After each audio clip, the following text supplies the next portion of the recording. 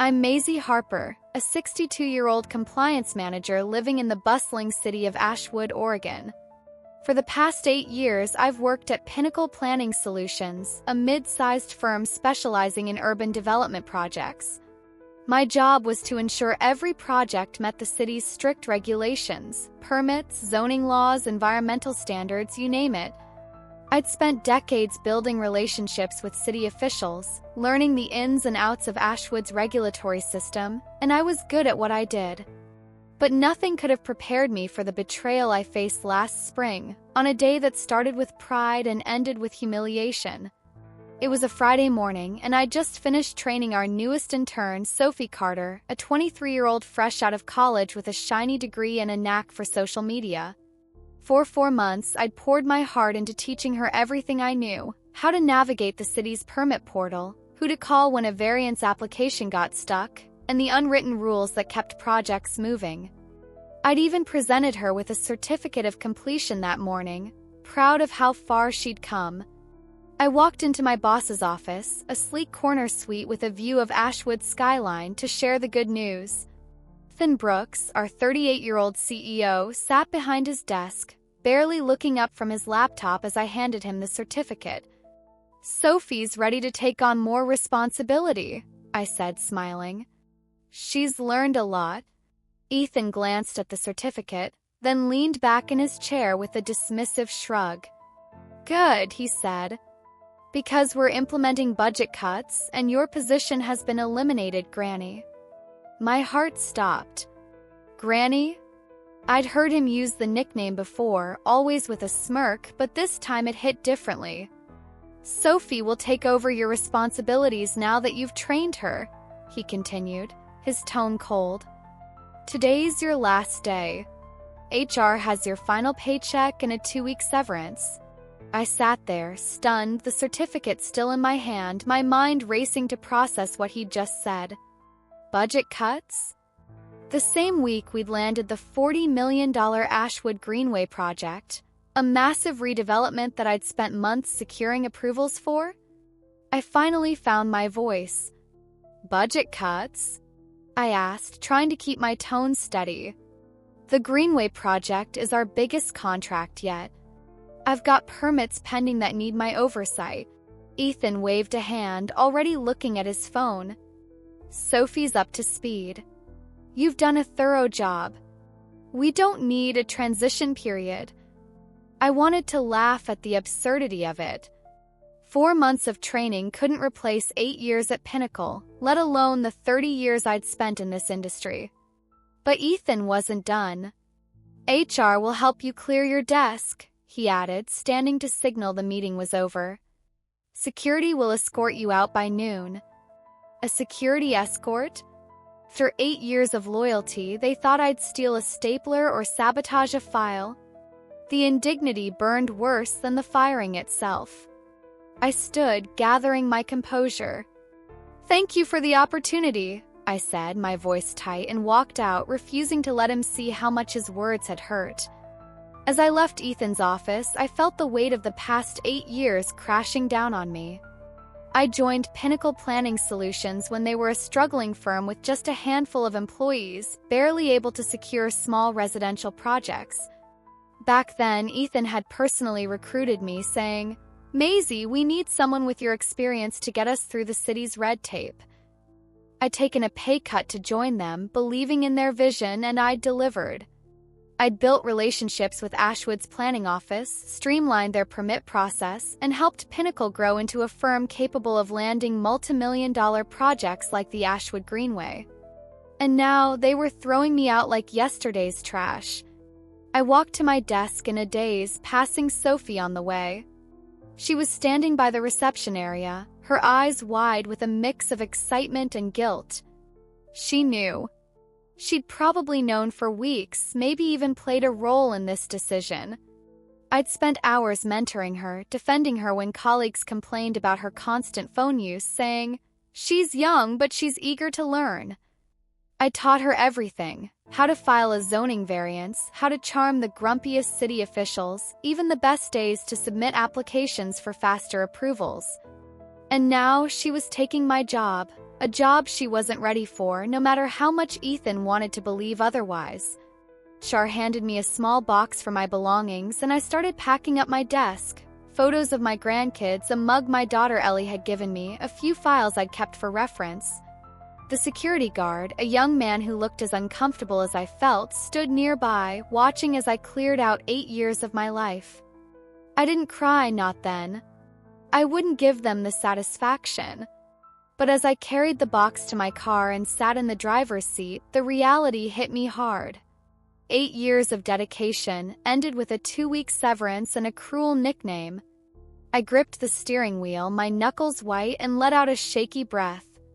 I wasn't just angry, I was furious.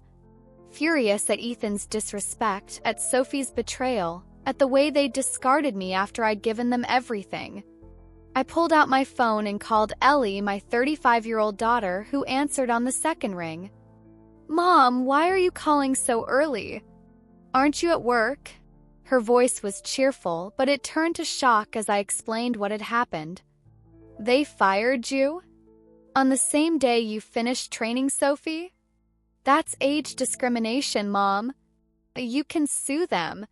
I sighed, starting the car. "Maybe," I said, my voice heavy. "But I'm not sure a lawsuit is the way to go." Ellie's tone grew suspicious. "What are you planning, Mom?" I know that tone. I smiled despite myself. "Nothing yet," I said. "I just need to think." But as I drove home, I was already thinking about the one thing Ethan and Sophie didn't understand. The permits for the Ashwood Greenway project were tied to my consulting company, Harper Compliance Solutions, and without my signature, they weren't going anywhere. That evening, I sat at my dining table with a cup of chamomile tea, my laptop open in front of me. The shock of being fired had faded, replaced by a simmering determination I hadn't felt in years. I wasn't just going to walk away quietly, I'd make Pinnacle feel the consequences of their decision. I opened a folder I'd kept meticulously updated over the years, digital copies of every permit, application, and approval I'd secured for Pinnacle's projects. My focus zeroed in on the Ashwood Greenway files, the $40 million project that was supposed to be Pinnacle's crowning achievement. What Ethan didn't realize, what he'd clearly forgotten in his rush to replace me with a younger, cheaper model, was that those permits weren't filed directly through Pinnacle. They were processed through my company, Harper Compliance Solutions, LLC. 4 years ago, Ashwood's City Planning Office had been drowning in paperwork, struggling to keep up with the growing number of development projects. I'd known the senior planner, Margaret, for over 20 years, and she'd approached me with a proposal. "Maisie, we need a liaison to streamline the process," she'd said. "Someone we trust to handle the regulatory side for developers." That's when I'd set up Harper Compliance Solutions, a separate entity that acted as an official intermediary between the city and developers like Pinnacle. The arrangement was a win for everyone. The city got faster, more accurate submissions, developers got their permits approved in record time, and I earned a small fee for my services while still working at Pinnacle. Ethan had known about this setup. It was one of the reasons he'd hired me. But he'd clearly overlooked the fact that my LLC held the real power in the permit process. For the Greenway project, every critical permit, zoning approvals, environmental clearances, building permits, had been filed under my company's oversight with my digital signature required for final approval. Without that signature, the permits were stuck in limbo, and Pinnacle would have to resubmit everything through the standard channels, a process that could take months, if not longer. I leaned back in my chair, sipping my tea, a small smile playing on my lips. I could sign off on the permits as a courtesy, letting Pinnacle move forward without a hitch. That would be the professional thing to do. Or I could remind them exactly what they'd lost when they called me Granny and sent me packing. My phone buzzed with a text from Ellie. "Don't do anything rash, Mom. Talk to a lawyer first." I chuckled, she knew me too well. But I wasn't planning anything rash. I was planning something strategic. The next morning, I called my friend Clara, an employment attorney I'd known for years. We met at a cozy cafe downtown, and I explained the situation: Ethan's budget cuts, the granny comment, and Sophie taking my job. "That's age discrimination," Clara said, her eyes narrowing. "But proving it can be tricky. What's your next move?" I smiled. "I'm more interested in the permits tied to my LLC. Am I obligated to sign off on them?" Clara grinned. "If they're filed through your company and your signature is required, you don't owe Pinnacle anything. They can't proceed without you, and if they assumed your consulting work was part of your employment, that's their mistake." I nodded, feeling a spark of hope. Monday was going to be very interesting. Monday morning arrived, and I decided to take my time. I ignored the flurry of missed calls and texts from Pinnacle, choosing instead to enjoy a quiet breakfast of oatmeal and fresh berries, followed by a crossword puzzle in the morning sun. It was the first Monday in years I hadn't spent in Pinnacle's sterile office, and I was determined to savor it. By 10:30 a.m., my phone rang again, this time with a familiar number, Margaret from the city planning office. I answered, keeping my tone calm. "Maisie, thank goodness I reached you," Margaret said, her voice tinged with frustration. "We've got a problem with the Greenway permits.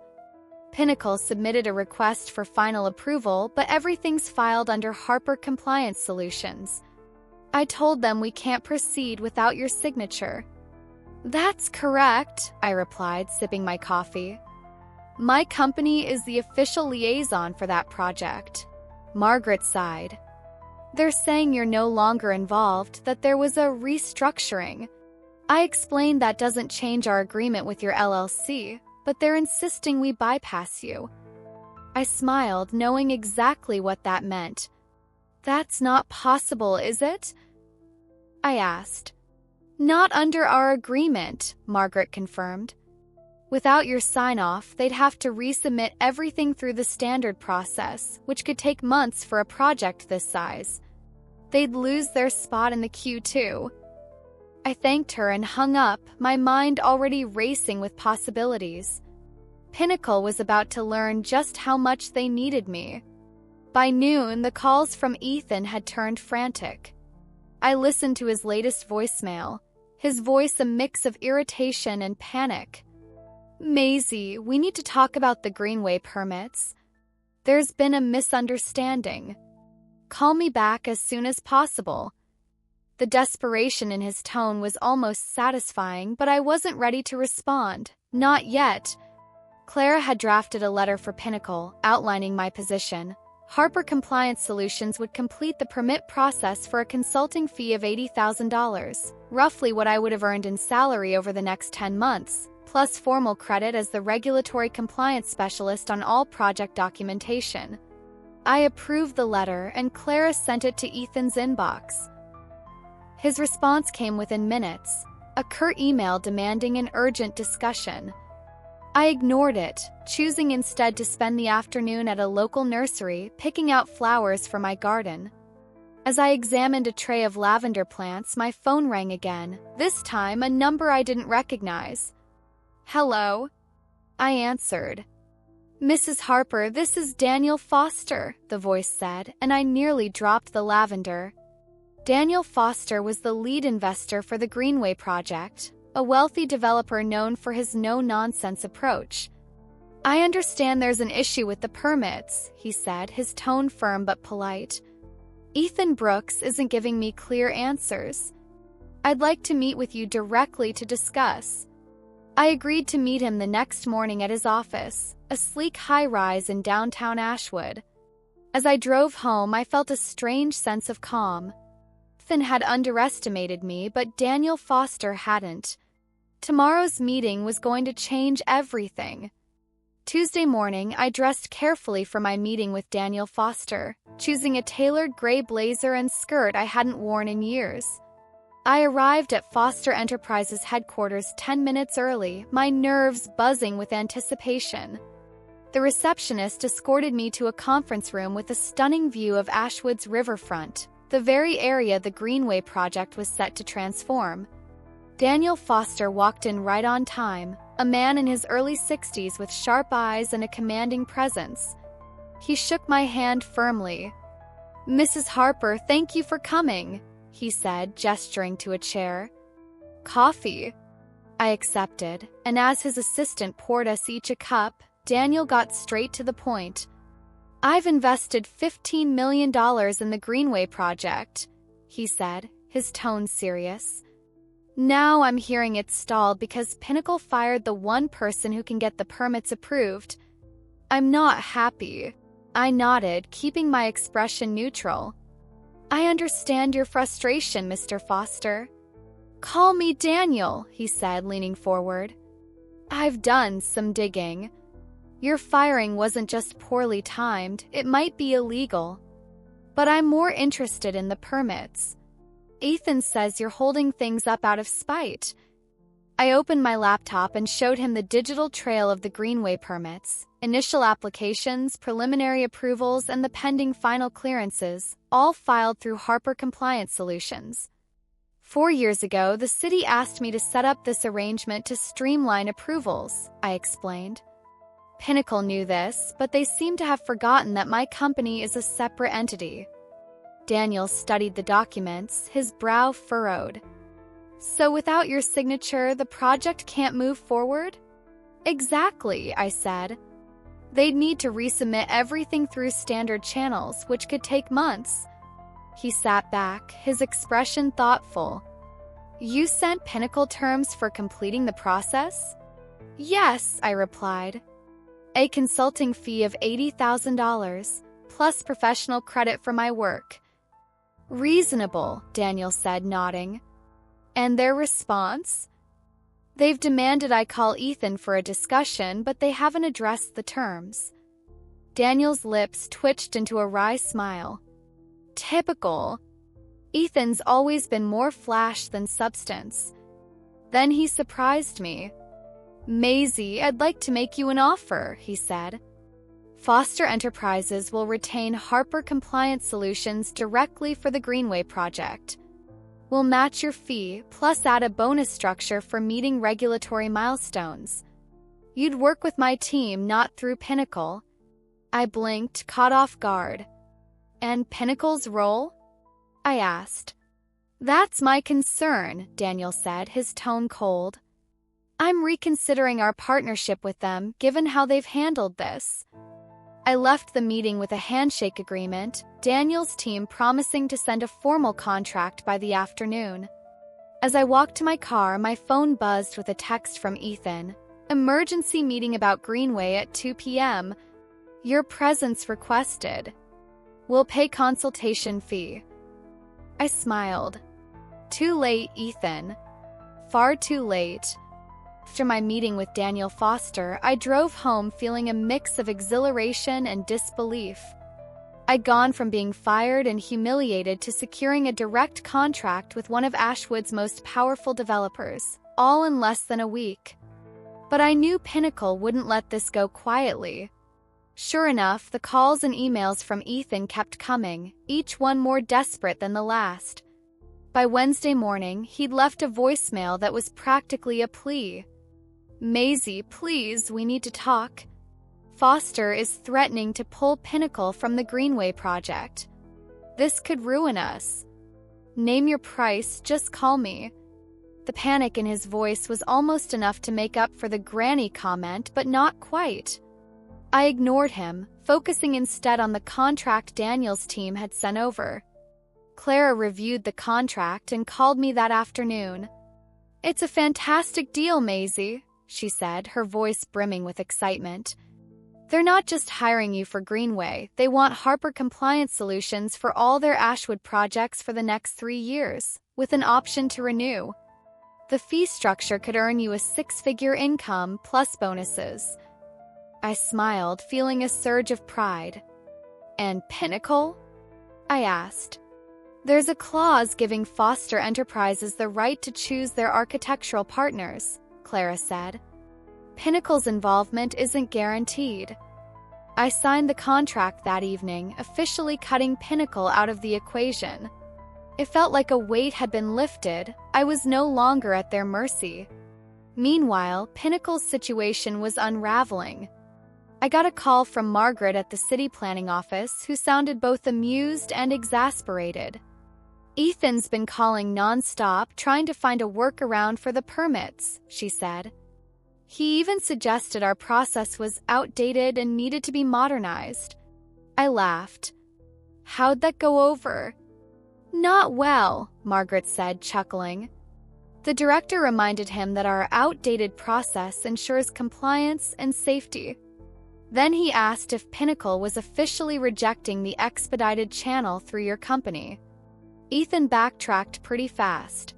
I thanked her for the update, my mind already picturing Ethan's frustration. He'd underestimated me, and now he was paying the price. That afternoon, I received an email from Sophie, the subject line reading, "Please help." Her message was a mix of desperation and condescension. "Maisie, I know you're upset about the restructuring, but holding up the Greenway project is hurting your reputation. Please sign off on the permits. I'll make sure your name is in the acknowledgements." Acknowledgements? After 8 years of service, being fired and replaced by her, she thought I'd settle for a footnote? I deleted the email without replying, my anger flaring anew. Sophie had no idea what she'd gotten herself into, and I wasn't about to bail her out. Pinnacle had made their bed. Now they could lie in it. By Thursday, the news of my deal with Foster Enterprises had spread through Ashwood's development community like wildfire. My phone buzzed with messages from former colleagues, other developers, and even a local journalist asking for a comment. Ethan's desperation hit a new peak. An email offering a consulting contract at triple my requested fee, followed by a voicemail begging me to return to Pinnacle with a raise. "Maisie, we made a mistake," he said, his voice trembling. "Come back. We'll give you your job back, plus a 20% raise. Just help us with Greenway." I didn't respond. Time for negotiations with Pinnacle had passed the moment I signed with Daniel Foster. That morning, I met with Daniel and his project team to start the transition. We gathered in a sleek conference room at Foster Enterprises, and Daniel made a stunning announcement. "I've terminated Pinnacle's contract for the Greenway project," he said, his tone matter-of-fact. "Their mishandling of the permit process shows a lack of judgment I can't tolerate on a $40 million project." I was stunned. "What about the plans they've already done?" I asked. "We own the designs per our contract," Daniel explained. "I've brought in Carter & Sons to take over with some adjustments." Carter & Sons was Pinnacle's biggest rival in Ashwood, a move that would sting Ethan deeply. Daniel turned to me with a smile. "Maisie, let's get this project back on track. With your expertise, I'm confident we can make up for lost time." The meeting was invigorating. I felt valued, respected, and energized in a way I hadn't in years at Pinnacle. At 62, I'd been dismissed as irrelevant, a granny who didn't fit their modern vision. Now I was a key player on Ashwood's biggest development project, working directly with a man who understood the value of experience. As I drove home, I reflected on how far I'd come in just a week. Being fired had been a blow, but it had also been a blessing in disguise, pushing me to take control of my future. That evening, I planted the lavender I'd bought earlier in the week, the act of digging in the soil feeling symbolic. I was planting seeds for a new chapter, one where I called the shots. Ellie called to check in, her voice full of pride. "Mom, I heard Pinnacle is falling apart without you," she said. "They've lost another client already." I smiled, brushing dirt off my hands. "That's what happens when you undervalue experience," I said. "It's not revenge, Ellie, it's just consequences." She laughed. "Sure, Mom. Call it what you want. But you're killing it, and I'm so proud of you." Over the next few weeks, Pinnacle's fortunes took a nosedive, and I watched from a distance as the consequences of their decision unfolded. Without access to my expedited permit channel, their other projects faced delays, some by months, others indefinitely. 2 more clients followed Daniel Foster's lead, pulling their contracts and citing concerns over Pinnacle's ability to navigate the regulatory process. Sophie, who'd been thrust into my role with no real preparation, struggled to keep up. I heard through a former colleague that she'd botched a simple permit application, causing a small project to be rejected outright. Ethan reassigned her to social media management, a role more suited to her skills, but the damage was done. Pinnacle's reputation was crumbling. Meanwhile, my work with Foster Enterprises was thriving. I'd finalized the Greenway permits within a week, earning my first performance bonus and a glowing thank you from Daniel. My role expanded. I became Foster's official liaison with the city for all their projects, a position tailored to my expertise. The Ashwood Chronicle ran a story about the Greenway project's new direction, headlined "Foster Enterprises Drops Pinnacle, Cites Permit Issues." The article mentioned my role, quoting Daniel, "Maisie Harper's expertise is unmatched. She's the best regulatory specialist in Ashwood, and we're lucky to have her." Seeing my name in print alongside a photo of me with Daniel's team at the permit office felt like a vindication of everything I'd been through. I saved a copy of the article next to the termination notice Ethan had given me, the contrast stark. From being fired with a measly 2-week severance to being celebrated as a key player in Ashwood's biggest project, it was a turnaround I couldn't have imagined.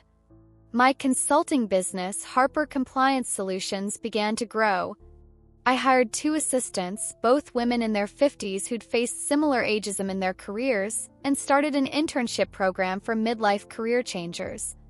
I wanted to give others the chance I'd almost lost, to prove that experience and wisdom were assets, not liabilities. One afternoon, as I was reviewing a new permit application for Foster, I got a call from Margaret at the city planning office. "Maisie, you'll never guess what happened," she said, her voice tinged with amusement. "Ethan came in today, practically begging for a way to speed up their permits. He even offered to pay extra fees." I laughed. "What did you tell him?" "I told him the expedited process is exclusive to your company," she said. He didn't take it well. I thanked her for the update, a small part of me feeling a twinge of sympathy for Ethan. But it passed quickly. He'd made his choice, and now he was living with the consequences. 3 months later, I stood at the Ashwood Greenway groundbreaking ceremony, watching as Daniel Foster and city officials turned the first shovels of dirt. The air was crisp, the crowd buzzing with excitement, and I felt a deep sense of pride. I'd not only saved the project from stalling, but had also become an integral part of its success. My role with Foster Enterprises had grown. I was now their lead regulatory consultant for all Ashwood projects, a position that came with a comfortable salary and the respect I'd always deserved. As photographers snapped pictures for the local news, I spotted Ethan in the crowd, looking out of place and defeated. Our eyes met for a moment, and he quickly looked away, his discomfort palpable. I didn't gloat, I didn't need to. My success spoke for itself. The Ashwood Chronicle ran a follow-up story the next week, titled "The Permit Queen: How Maisie Harper Became Ashwood's Go-To Consultant." The article detailed my decades of experience, my relationships with city officials, and the critical role I played in urban development. There was a quote from Margaret: "Maisie knows Ashwood's regulations better than anyone. Developers who work with her get approvals twice as fast." The story brought in new clients, and Harper Compliance Solutions grew faster than I'd expected. I expanded my team, hiring another assistant and setting up a mentorship program for women over 50 looking to re-enter the workforce. I wanted to create a space where experience was celebrated, not dismissed. Pinnacle, meanwhile, continued to struggle. They lost another major client, and I heard through the grapevine that Ethan was under pressure from his board to step down. Sophie had left the company, taking a marketing job at a startup, and I wished her well. She was young, and I hoped she'd learn something from this experience. I never set out to destroy Pinnacle. I'd given them 8 good years after all. But they'd made their choice when they decided I was disposable. and now they were facing the natural consequences of that decision. I didn't feel guilt, but I didn't feel glee either. I was too busy building my new life to dwell on their downfall. Ellie came over for dinner that evening, bringing her 2 kids, my granddaughters, who ran around my backyard as we talked. "Mom, you're a rock star," she said, showing me the Chronicle article on her phone. "You turned a terrible situation into something amazing." I smiled, watching my granddaughters play. "Sometimes being fired is the best thing that can happen," I said. "It forced me to see my own worth." Ellie hugged me, her eyes shining with pride. "You've always been amazing, Mom. They just didn't see it until it was too late." 6 months after my firing, I stood in my office at Harper Compliance Solutions, a small but bright space I'd rented downtown. My team had grown to 5 employees, and we were handling regulatory work for half a dozen major projects in Ashwood. My internship program was thriving, with 3 midlife career changers learning the ropes of urban development compliance. I'd also started speaking at local business events, sharing my story to inspire others facing ageism in the workplace. The response was overwhelming. Women and men alike reached out, thanking me for showing them that it's never too late to start over. Pinnacle Planning Solutions, on the other hand, was a shadow of its former self. They'd lost most of their major clients, and Ethan had stepped down as CEO after the board voted him out. Company was now under new leadership, but their reputation for regulatory mishaps lingered. I didn't take pleasure in their downfall, it was simply the result of their own choices. I'd moved on, focusing on the life I was building, one where I was valued for my expertise and experience. The granny comment still stung when I thought about it, but it had also lit a fire in me, pushing me to prove just how wrong Ethan had been. The Ashwood Greenway project was on track to be completed ahead of schedule, thanks in large part to my work. At the project's ribbon-cutting ceremony, Daniel Foster gave me a shout-out in his speech, calling me the backbone of this project. Crowd applauded, and I felt a lump in my throat. 62, I'd found a new purpose, a new community, and a new sense of self-worth. I turned a humiliating moment into a legacy I could be proud of. So I want to ask you, what would you have done in my shoes? Would you have fought to prove your worth or walked away? Let me know in the comments. I'd love to hear your thoughts. I'm Maisie, and this has been my story.